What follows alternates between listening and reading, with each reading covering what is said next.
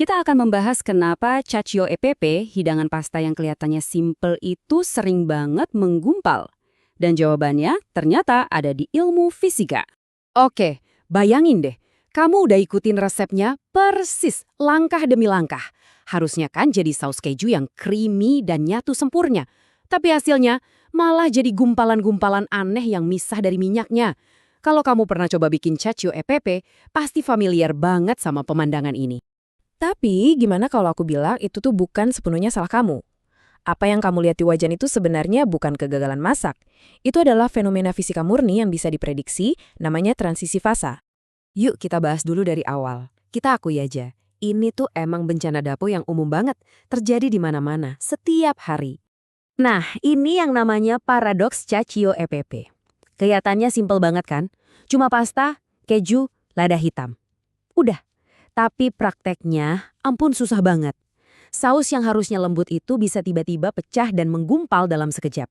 Saking seringnya kegagalan ini terjadi, para ilmuwan nggak lagi ngelihat ini sebagai kesalahan masak, tapi justru sebagai sebuah fenomena yang bisa diteliti. Jadi, coba dia lupain dulu semua nasihat-nasihat masak yang biasa kita dengar. Sekarang, kita pakai kacamata sains buat ngintip apa sih yang sebenarnya terjadi di dalam wajan itu. Selama ini kan kita cuma ngandelin nasihat yang, ya gitu deh, agak samar-samar. Kecilin apinya, aduk terus, pakai air pasta. Nasihat ini nggak salah, tapi nggak ngejelasin kenapanya. Nah, sains mengubah pertanyaannya. Bukan lagi soal apa yang harus dilakuin, tapi kenapa ini bisa terjadi. Di suhu berapa sih protein keju itu menyerah? Gimana cara kerja pati dari air pasta sebagai penstabil? Aduk-aduk itu sebenarnya selalu bagus atau malah bisa ngerusak? Ini lompatan besar, dari sekedar resep jadi fisik. Ternyata, nasib saus kamu itu ditentukan oleh keseimbangan 3 faktor yang super penting. Anggap aja ini segitiga penentu antara sukses atau gagal. Jadi, ini nih poin utamanya. Saus kamu itu nggak rusak atau gagal sedikit demi sedikit. Saus kamu itu mengalami sesuatu yang disebut ilmuwan transisi fasa. Ini adalah perubahan wujud fisik yang tiba-tiba dan drastis, kayak air yang mendadak beku jadi es. Dalam sekejap, saus kamu berubah dari satu wujud, emulsi yang lembut dan stabil, ke wujud lain yang total beda. Gumpalan keju padat dan genangan minyak. Dan transisi fase ini tuh kayak saklar lampu. Saklar ini dikontrol sama 3 variabel.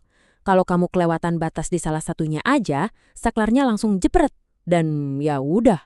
3 variabel itu adalah suhu, konsentrasi pati, dan gesekan, atau gampangnya pengadukan. Faktor pertama, suhu. Di suhu yang lebih rendah, protein di dalam keju itu santai, kerjanya bagus, bikin emulsi yang cantik. Tapi kalau suhunya kepanasan, proteinnya bakal stres dan mengalami denaturasi. Bayangin aja struktur mereka yang tadinya rapi jadi berantakan, saling nempel, terus ngegumpal. Akibatnya, semua lemak dan air yang tadinya mereka pegang erat-erat, dilepasin gitu aja. Berikutnya, air rebusan pasta yang butek itu. Itu bukan air biasa loh, itu larutan pati yang perannya penting banget. Molekul-molekul pati ini bertindak kayak bodyguard buat tiap tetesan lemak. Mereka ngelapisin permukaan tetesan lemak, ngejaga biar nggak saling gabung jadi gumpalan minyak besar. Tanpa pati yang cukup, ya nggak ada yang bisa nahan tetesan lemak itu buat misahin diri dari saus. Dan faktor ketiga, pengadukan. Nah, yang ini agak tricky, kayak pedang bermata dua. Ngaduk pelan-pelan itu bantu banget. Tapi kalau kamu ngaduknya kekencengan, apalagi pas wajahnya masih panas, kamu justru mempercepat bencana. Itu sama aja kayak maksa protein yang udah stres buat ngegumpal lebih cepat lagi. Dan yang paling keren, prinsip-prinsip ini ternyata nggak cuma berlaku buat cacio e pepe aja. Tarian antara suhu, penstabil, dan gesekan ini ternyata masalah universal di dunia masak. Coba pikirin deh, saus mac and cheese yang lembut, saus krim yang stabil, bahkan waktu kita bikin mayones, atau mau menstabilkan susu nabati. Semuanya diatur sama prinsip fisika yang sama persis. Jadi, dengan ngertiin cacio e pepe, sebenarnya kamu lagi belajar bahasa rahasia di balik semua jenis saus. Nah, ini yang membawa kita ke bagian terakhir. Gimana caranya mengubah semua ilmu ini jadi keberhasilan nyata di dapur kamu? Jadi, ini dia resep anti gagal versi sains. Pertama, kendalikan suhu. Angkat wajan dari kompor sebelum masukin keju. Kedua, manfaatin pati. Bikin emulsi dari air pasta dan lemak duluan. Ketiga, kendalikan gesekan. Masukin kejunya dikit-dikit sambil diaduk pelan-pelan.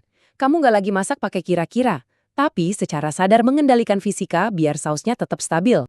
Ini bener-bener ngubah cara kita mandang masak loh. Masak itu bukan soal bakat misterius atau feeling yang cuma dimiliki koki hebat. Ini soal pemahaman dan kontrol. Dapur kamu itu laboratorium. Dan tiap resep itu eksperimen yang bisa kamu atur kondisinya buat dapetin hasil yang kamu mau. Dan ini membawa kita ke kutipan pamungkas dari para peneliti. Memasak itu terbuat dari diagram fasa, bukan emosi. Jadi lain kali kamu berdiri di depan kompor, ingat ya, kamu itu bukan cuma juru masak. Kamu itu seorang fisikawan praktis yang lagi beraksi, menciptakan sesuatu yang enak dengan menguasai hukum alam.